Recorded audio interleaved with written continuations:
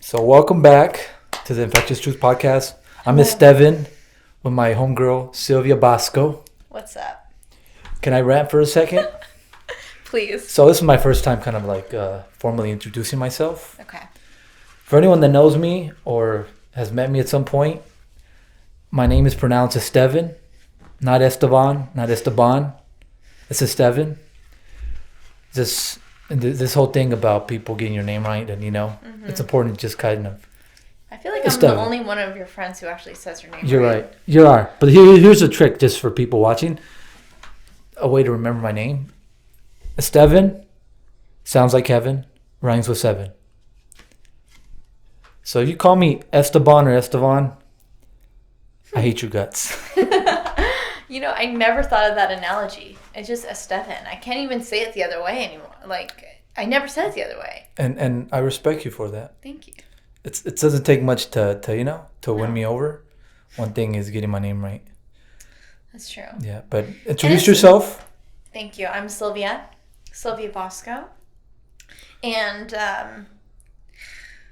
it's pretty easy to say my name. Sylvia. Bosco. But a lot of people do misspell it. And there are those rare occasions when I go to Starbucks and they ask me how they spell my name. And it's so nice. Because I'm like, thank you for asking. Yeah, I have a friend spelled Silk. Yeah? She's Sylvia. But she spelled it with an I. No, it's spelled like silk. Silk? With an I. Her name's spelled Silk, Y-A, but it's Sylvia. But she goes by Silk. But it's a different one. And your last name is Italian. Do you know what it means? Bosco, I do. What does it mean? So my first name, Sylvia, means goddess. Goddess, oh. I'm not kidding. It fits. Okay, you guys, come on. Guys. Goddess, yeah. All glad. And my last name, Bosco, means woods or like bushes or trees. Yeah. And so... Goddess Woods. Goddess of the woods. Yeah, Goddess of the Woods. You're the goddess of the woods. And I actually really resent it. Resent it? No, I don't resent it. I resonate with that. That should be an album of yours. Goddess of the Woods. Oh, you better. It's happening. It's happening. It's happening. You better copyright that. Oh, I'm going to copyright that. No one steal it, please. And then I will totally credit you. Yeah. But I resonate with that because I love nature. And I love being... I don't know if I like being in the forest because I'm really scared of animals. But I love nature. Really? And I do like green. My eyes are green. Yeah. So I do, I like nature. I like all of that. So, Goddess of the Woods. Yeah. Could beyond, obviously I just mentioned that could be an album cover.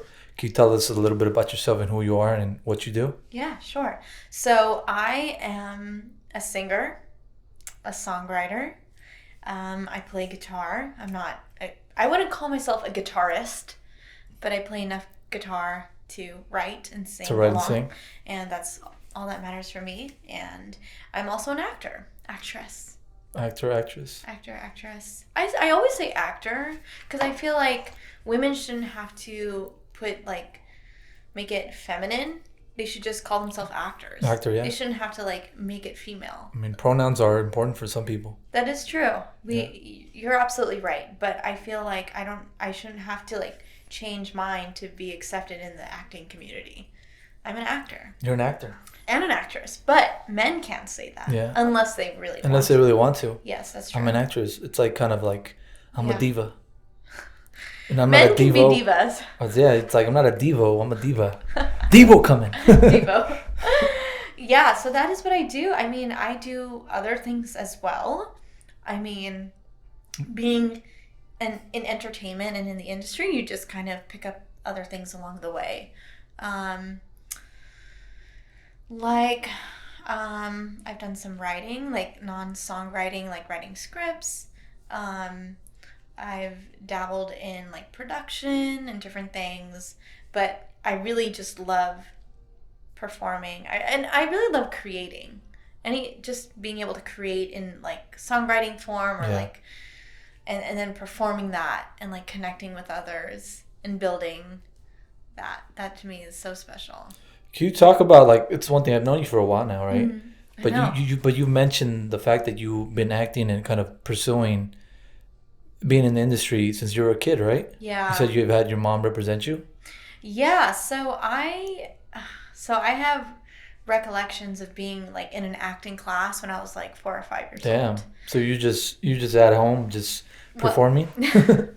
well, yeah, I remember she put me in like a commercial acting class, like one of those really cheesy like acting classes for kids, and that was the '90s, so it was really cheesy back then, Yeah. you know. Good And times. Good good times. times. The '90s were great. They were great. They were great. So it was like an orange juice commercial, like practice, Yeah. right? So we got the script, the sides, they call it.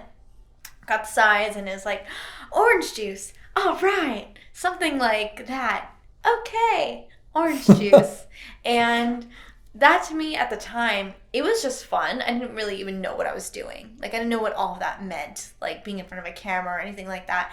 But it was just really fun. I really enjoyed it. And so as time went on, she put me in dance classes and music classes.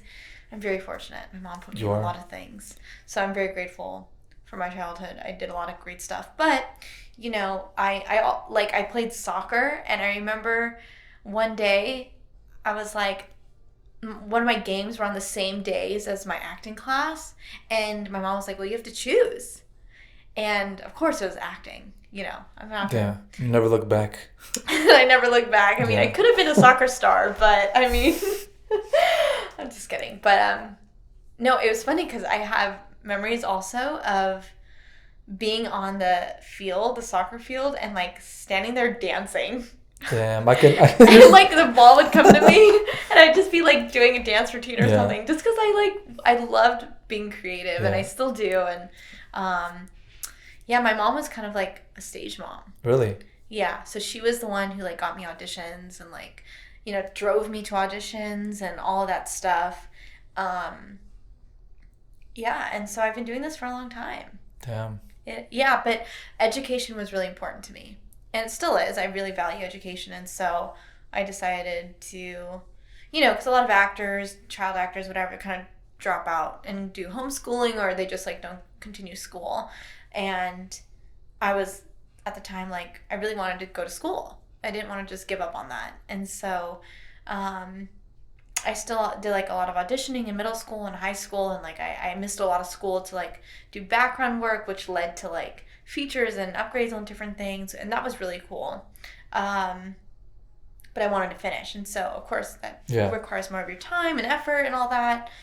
And eventually I went to college, and that's where we met. That's where we met, yeah. Do you remember where we met? In acting class. Yeah, we did. In acting class, of all places. Yeah. That's so cool. I was like, this girl, you're a noticeable person. Aww. You're I don't know if that's a good thing. Yeah, in a nice way. You're passionate. You're extra. You're such. Yeah, you're an actress. I see. Like I think I mentioned this comment before. It's like you have a theater arts vibe about you. Yes. You're very open and passionate about how you are about performing arts.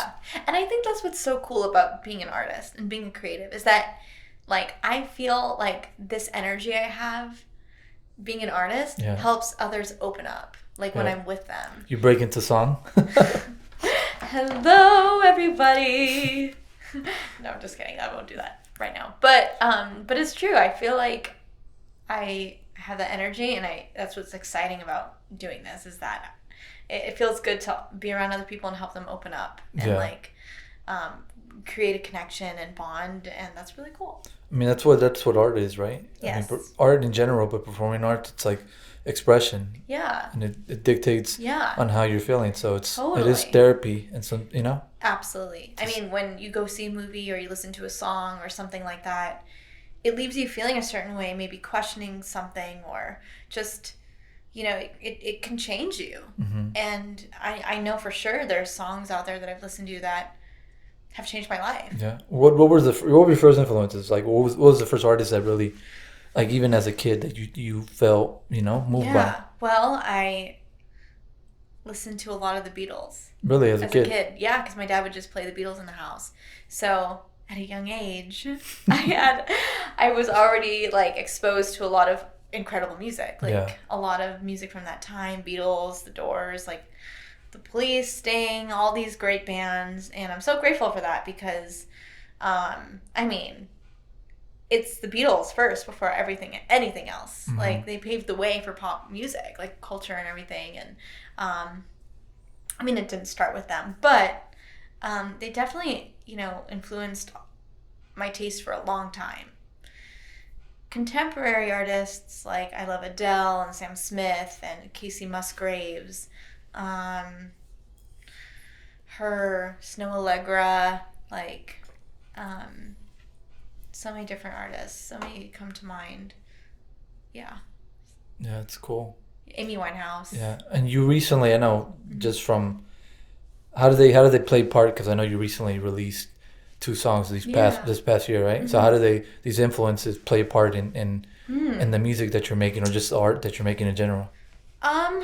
Well, sometimes I think about my favorite artists, and I think, how would they say this, or how would they do this?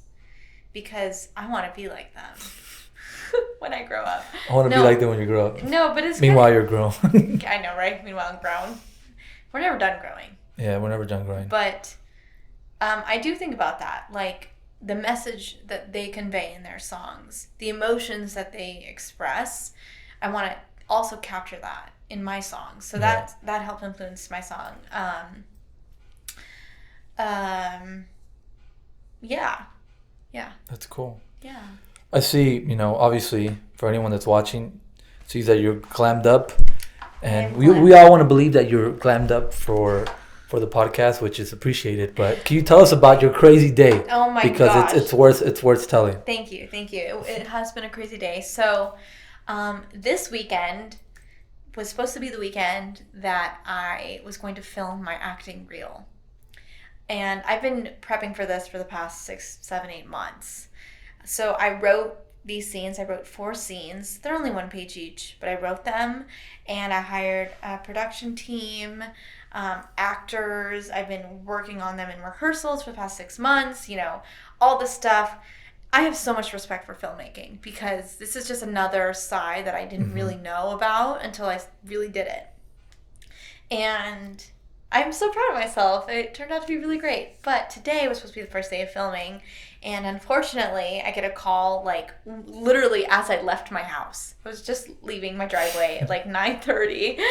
It was, like, 9. And my producer calls me, and she's like, Sylvia, I have bad news. Oh, my gosh, shit. What's going to happen? She's like, our DP is having a medical emergency and won't be able to work today. I'm like, okay. So what do? We get a new DP for the day. I'm not familiar with this type of back end stuff, like what the protocol is in this type of situation, but she knew what to do, so that was great. And then, so we get someone on board. We're good to go. The first scene we couldn't do. We're doing 2 scenes each day. The first scene we weren't able to do. It's just too soon. The second scene was still happening, but then I get a call from the guy who is like letting us use that location, and he told me that he has been exposed to COVID. Wow. So then I have to call my producer back and say, hey, he's not vaccinated. Neither is the person who got COVID. And is everyone okay working there? If we're in contact, he has to be there. And the new DP that we just brought on was not okay with it. He asked, because he had to ask his roommates, like, hey, I'm working on, is that okay? And it wasn't. So basically, we had to cancel the whole day today.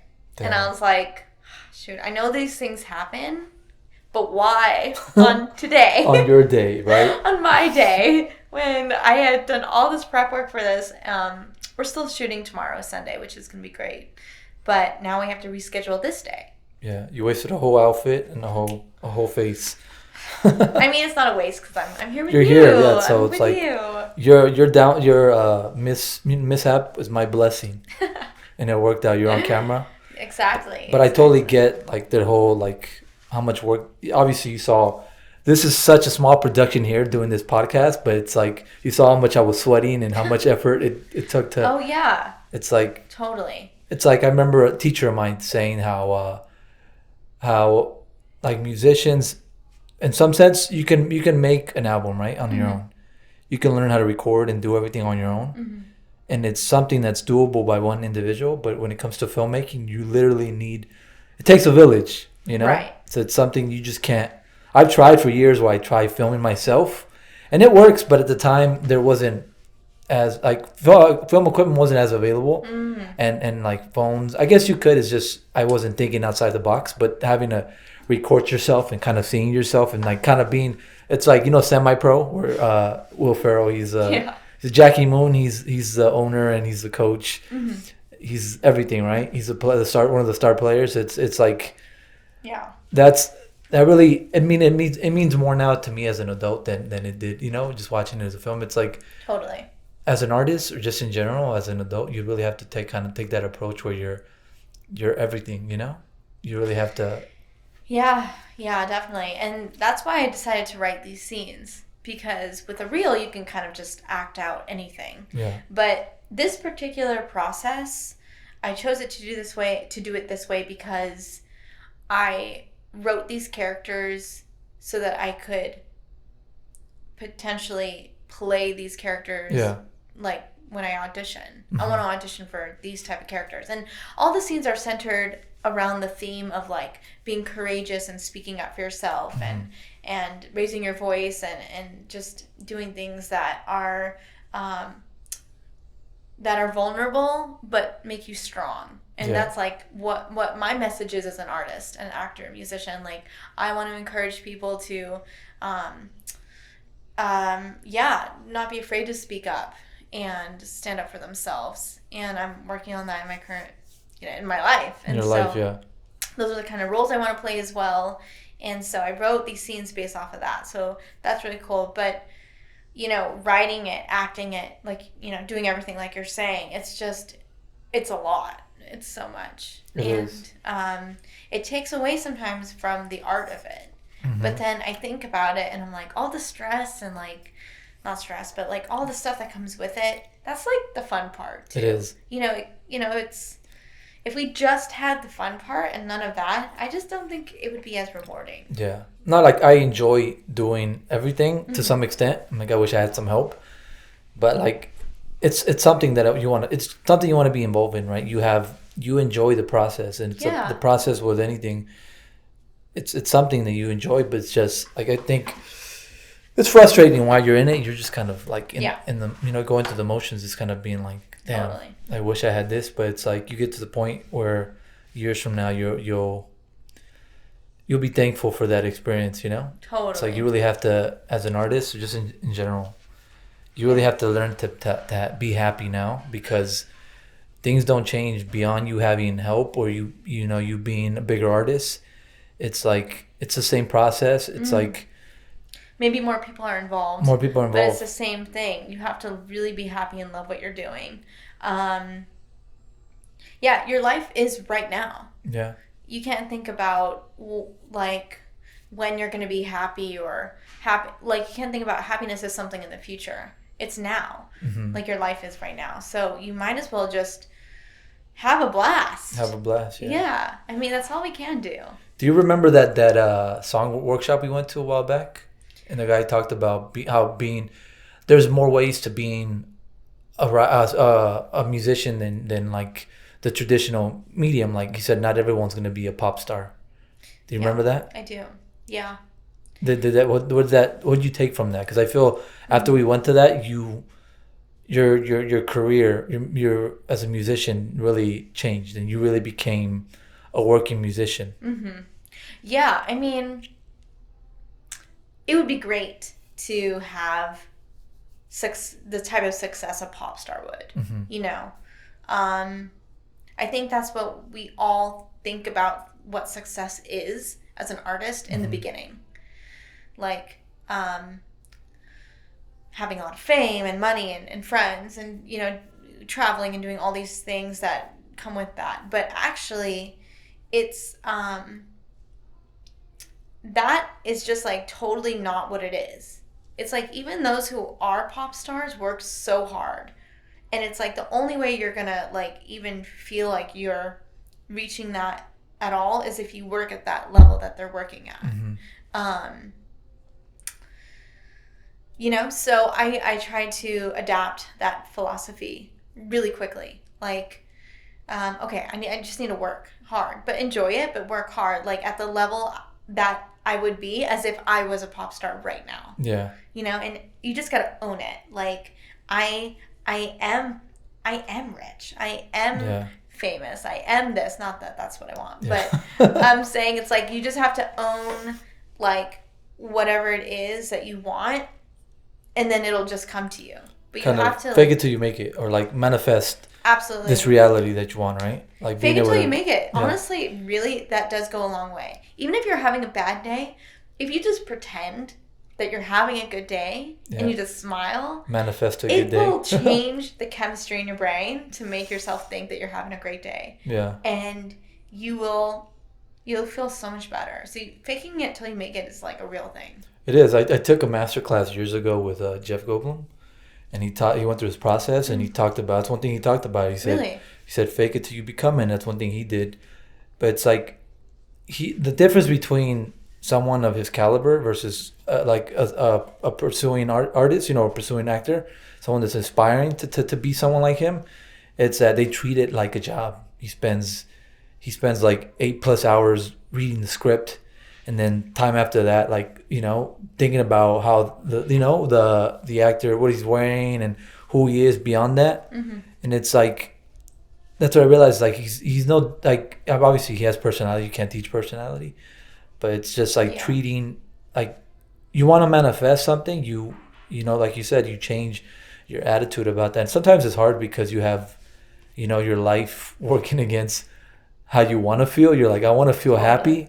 Meanwhile, you have your life, either drama or something else, kind of going against the grain, where it's like, you're like, I want a certain type of lifestyle. Like, I want peace and tranquility. Meanwhile, you have whatever bills, whether drama, and I mean, we're human. We're human. We go through things. We have to do our laundry. Yeah. We have to. Like, damn, I wish I had somebody to wash my laundry. Yeah. I mean, wouldn't that make your day easier? Oh my gosh. But then, if you have everything your way and you have all the money in the world, what are you left with? Like, stuff? Like, you know? Not too bad. Not too bad. Oh, excuse stuff. me. Stuff. What kind of stuff would you have? I wouldn't. Honestly, I have stuff now. Not that I have expensive stuff. It's just, it's stuff. And I think about it, if I had more means, it's like, it wouldn't be, I mean, it would be just as bad. Like, I would be cluttering. Like, I'm borderline a hoarder, you know? That's so funny. Yeah. I have intentions for everything. Because we have intentions to do things.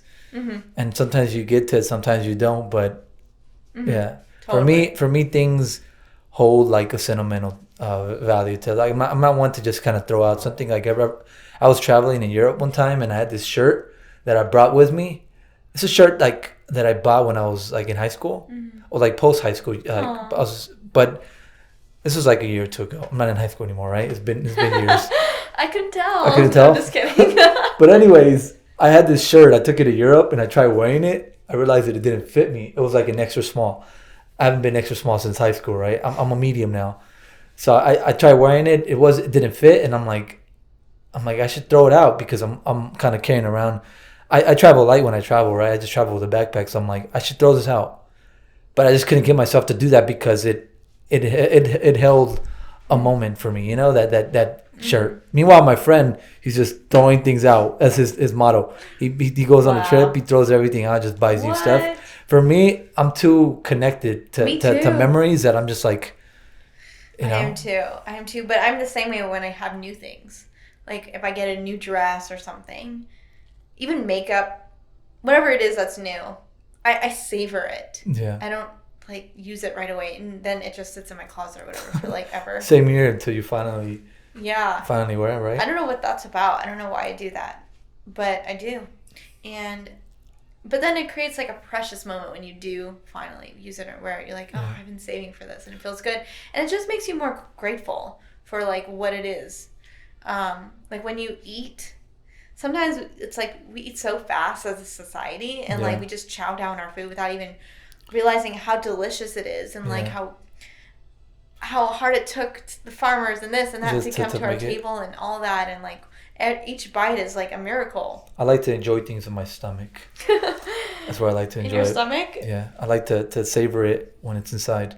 But no, I get that sometimes. Not in your mouth. Not in my mouth.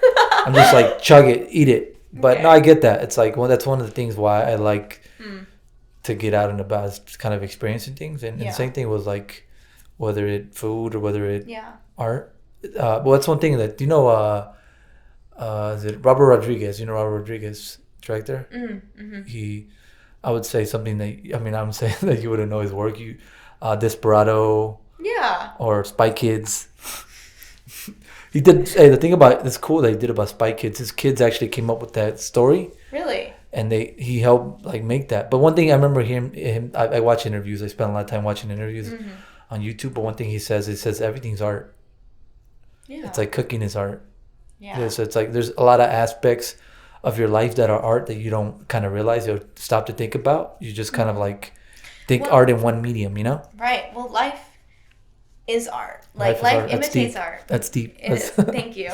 It is. And going back to like happiness, that is also an art. Like choosing to be happy and living your life in happiness, it is an art. Like in the sense of creating, because you create happiness for yourself. You create the life you live, and that's an art, right? So that is your life, and that brings happiness. And I think that's what I'm getting deep here. Thank you. In the deep, what's that? Those song? In the deep, and don't sing it. Sorry, we don't have the clearance for that. That's true. Where was I going with this? Now I lost my place. But that's why like creating brings so much joy. Even if you're not necessarily like an artist per se, just creating. That's what we like. That's what our job is as humans. To recreate and create in any way, right? So I think like if you're creating and you're being productive and doing that, that's an art, and it's a beautiful thing to be able to do that. And when you're not creating and you're not being productive, I think that's why like we're all like, it makes us so depressed, like we're not contributing to something, because that's what we do as humans, is we create and contribute to the world. Yeah. Even if it's not necessarily meant for the world at that moment. Yeah. It is. Subconsciously, we're all in this together. It's also. I know I go really deep. Yeah, sometimes. you also go in there deep, breaking into a song. Deep. I feel it's like a segue to break into a song. You say a line that you might have heard. Don't do it. You have to be original if you're gonna sing anything. I know. Yeah. It's all original. It's all original. It's like there's nothing new under the sun, as they say. But no, what's fun is musical theater improv. Is it? And I don't know if you've ever been to a show. I have, yeah. Yeah, it's great. Mm-hmm. Basically, there's a pianist, and like they just sing, and it's totally on the spot while doing improv comedy. Yeah. So cool. For me, there's like particular times, like that's one thing. Like growing up, I didn't really like musicals because I'm so invested in the story, and then they break into song and it kind of throws the flow for me. I'm like, get to the story. I'm trying to watch this. The funny thing is, I'm actually not a big musical theater person. It seems like it, but I'm not. Yeah. I choose more like regular plays if it was in theater, and then music that's separate. I was in musicals as a kid, but I wouldn't like pursue musical theater. Yeah, I loved West Side Story growing up. I still love it now, but just I always wanted, me as a kid too. I would watch these things, and I wanted to. I was like I was a kid going around also saying, I want to be an actor when I grow up. I want to be an actor. Even like not knowing how to kind of pursue that. It's like, how do I get to becoming an actor, Do you remember that moment? I was like in middle school. But I always liked to, to present myself as a kid. All kids do. A lot of kids do. I was one of those kids, but I just didn't have that medium. I remember in grade school, they had this thing where they I don't know how it happened, but they're teaching a handful of kids how to play the violin. I was probably like 7 or 8, right? And they would take you out of class to go teach you violin. I liked, which I appreciated, but where it stopped, I just liked the aspects of learning, but like where it stopped is like, which I feel like, I guess now it's probably a similar issue, but hold on. Let's start recording. Oh, we're good? No. I'll get up. Okay. Thanks for telling me. There you go. Oh, okay. Oh, but we'll continue. But okay, as a kid, Yes.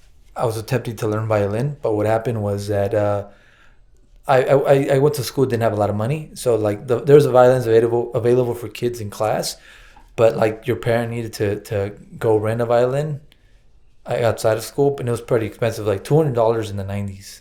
I don't know what it's probably $400 equivalent to today's money, just right? Rent. To rent it out, and my mom Wow. didn't have $400 to spend on a damn violin rental. So that's where it stopped. And I was always so bummed out because I wanted to learn an instrument as a kid, which things happen the way they do for a reason. Sure. I wasn't, as my friend says, it's source or whether God or whatever. Life, things happen at points in your life for a reason, right? I wasn't meant to be a concert pianist, violinist. So it just wasn't meant to be. Totally. But it would have, I would have been a whole different person, I think. I can imagine you as a violinist. Yeah. Imagine every time you're telling me a sad story. But no, I've always felt bummed out about that. And it's one thing if I get to a place where I can kind of provide that for someone else. Yeah. Whether you start your, nonprofit, to help inner city kids. Inner city. Is Pasadena inner city? Yeah. No. Hey, where I'm from. I know. It's at the west side. West side, Pasadena. West side, Pasadena. Northwest side. It's funny because, like, in LA, if you don't really know LA, you think West Side, Santa Monica, right? It is west side. For LA as a county. Yeah. Technically, Pasadena is the east side. But I never understood like that East until LA. Recently. Someone's like, no, East LA is East LA. But I'm saying That's true. Yeah, we're east. We're in the east side of Los Angeles, but we're not. Yeah. But no, it is. It's like as a county, which is tricky because like you think you meet somebody from a different country, like or from a different state. You're like, where are you from? You're like, where are you from? I'm from LA.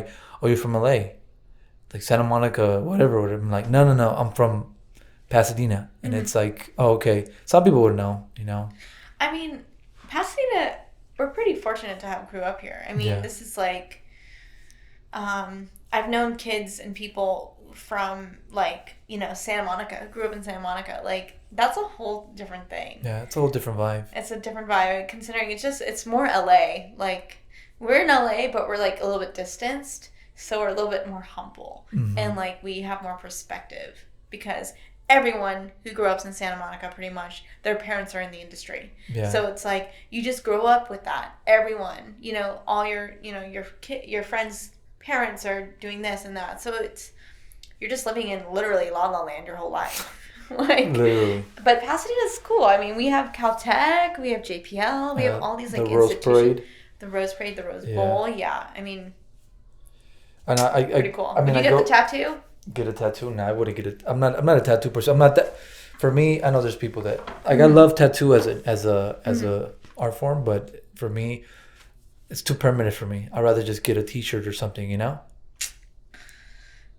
Commitment issues. I'm just kidding. I just like it's so permanent in your body. It is so permanent, it's like, though. It's more permanent than anything else. And and you die with that. You die with that unless you remove it. But it's like they say, your body is your temple. Your body is your temple. You need to be careful with the mediums that you present yourself and like the people and the energies that you allow in your life. Absolutely.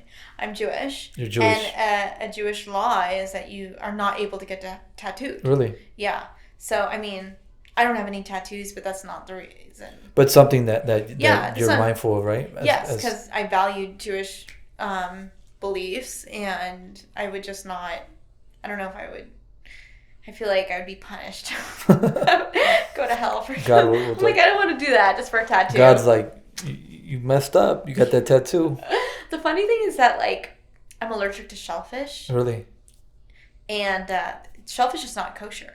Oh, it's not? Yeah, so God was like, well, you're just not going to eat it anyways. Yeah. So you are you mindful? Because you're not an Orthodox Jew, right? Oh, no. I mean, look at the way I'm yeah. I mean, no. But yeah, do you eat only kosher or? I choose not to eat pork. Yeah. Another kosher rule is not mixing meat and dairy. Yeah. And the reason for that is because you're mixing something that's dead with something that's from life. Yeah. So that's why it's not kosher. It also gives you diarrhea. Just so you know. I mean, technically speaking, that's probably the real reason here. Yeah. God's like, hey, it's going to give you the mud butt. Ew. Caco de Duque. You watch Dave Chappelle? Yes. Yeah, so that's, I mean, honestly, I think that's the real reasons, but I won't get into that. But guy was thinking ahead. He's like, he was. It ain't good for your stomach. I'll just tell you that it's filthy, but hey. Yeah. You want the mud butt? You get the mud butt. So yeah, I try to eat kosher if I can, but I wouldn't say I am kosher. Yeah. You're not kosher? I am. Are you gluten? I'm kosher, but I don't eat fully 100% kosher. Yeah. You live that lifestyle? Yes, of course. Kosher? Kosher. Well, what are you doing now? What's the diet you're on now? I'm on so because I was supposed to be filming this weekend, I prepped for the last 2 weeks doing a keto. What does keto show for? Ketosis. Do you know what it's about? No. It's really cool. I mean, I know a little bit, but please enlighten me. So basically, ketosis is the state that your body enters when it burns energy from fat. So it's not from sugar. You trick your body, right? To burn fat versus storing fat, right? Instead of burning sugar. Yeah. So what happens is on the keto diet. Keto. On the keto diet, you don't eat any carbs or refined sugar, and no grains. So bread, nothing, corn, flour, none of that. You don't eat dairy. And yeah, like I said, no sugar. So it's just plant-based pretty much, but still no grains, like quinoa, anything like that, no. And protein. So any type of meat and vegetables. And some, not too much fruit, because fruit has a lot of sugar. So you can have some fruits, but not too much. Really? So, and you drink a ton of water. And honestly, I lost 3 to 4 pounds within the first week. Wow. I've never seen that big of a difference in my life. But it's one of those things, it's like, it's a short-term thing, right? Because you go back to... Yes, but you can sustain. There are ways. Like, if you just, really reduce your amount of sugar, you still eat. It's all about lifestyle. It's like, because I know people who get into these diets, and they're like, well, the diet worked. I got into this, and I lost all this weight. But then they go back. It's like a temporary thing. And then go back to their same lifestyle. It's like, it's all about lifestyle. Yeah, you go back, but then it's like, you learn nothing. Yeah. It's like, you wanna lose weight, you have to adapt a lifestyle that will keep your... I mean, myself now, during COVID, I gained 25 pounds. Really? Yeah. I wear nothing but cargo pants because I can't feel a lot of my jeans, right? Oh, I was the opposite. I lost weight. You lost weight? Because it was a stressful time. Yeah, it was stressful. I was eating. Yeah. I was just like... See, I'm the opposite. When I don't stress eat. I can't eat if I'm stressed. Really? Yeah, if I'm nervous or something, I just can't. I don't have an appetite. Yeah, I just eat anything. I'm like, put it in my mouth. Oh, that's... No homo. Okay, that's what she said. A little sus. A little sus. But no. But no, it's for me. I'm just like, damn. I have food's always, it's comforting, but for me, I don't have. I mean, obviously, my body type doesn't allow me to surpass a certain. I eat a certain point, and then I'm just like, all right, I gotta stop eating. I feel because you feel heavy. I feel like I literally feel like throwing up. I'm like, so it's like I'm fortunate that my stomach it's a certain size, and I have some people don't have that receptor where it tells you, hey, stop, you're done. That's called an eating disorder. Is it? Yes. I chugged the whole big bag of Takis, and then being like, damn, all that sodium. I feel like in my body, I'm like, I gotta go eat a carrot or something to balance out. Yeah, I know. Honestly, and my skin has cleared up a lot since I've been doing this diet. Yeah, it was just so many different benefits. Yeah, just clean eating. Yeah. It's not necessarily giving things up, just being more mindful. Mm-hmm. And what I was saying before about when you eat something, being really grateful for what it is that you're eating, and it just changes your lifestyle. Yeah. So that's cool. It's cool. Yeah. It's all about lifestyle, and it is. It's a one thing you would tell yourself if you could go back as a kid to tell yourself that you would about whether your life or your artistry being like, hey, kid, little Sylvia, do this. I'm gonna cry. Give yourself I guess not shortcut, but kind of give yourself. I would if I could, I'd give myself a set of advice that it's like, hey. I have a few things. What was it? I would say number 1, don't rush anything. Relationships, school, projects, whatever it is, just don't rush. Enjoy the moment, savor it. Enjoy the process. because what I've learned, and I still make this mistake sometimes, so I have to remember not to rush, because I'm so excited to get to the end, and I anticipate. But when you rush, it actually ends up taking longer because you make mistakes. Yeah. And you don't like really take the time and go through it. And yeah, so I would say just don't rush anything. I would tell little Sylvia, It's okay, little Sylvia. It's okay, little Sylvia. That'd be cool going back in time and just kind of seeing yourself and seeing how Yeah, it would be. I mean, I've always been really driven. I've always worked hard. I've always like enjoyed working hard. And what else would I tell myself? Maybe it's okay to try new things. Mm-hmm. It's okay to try new things. Let go of expectations. That's a good yeah.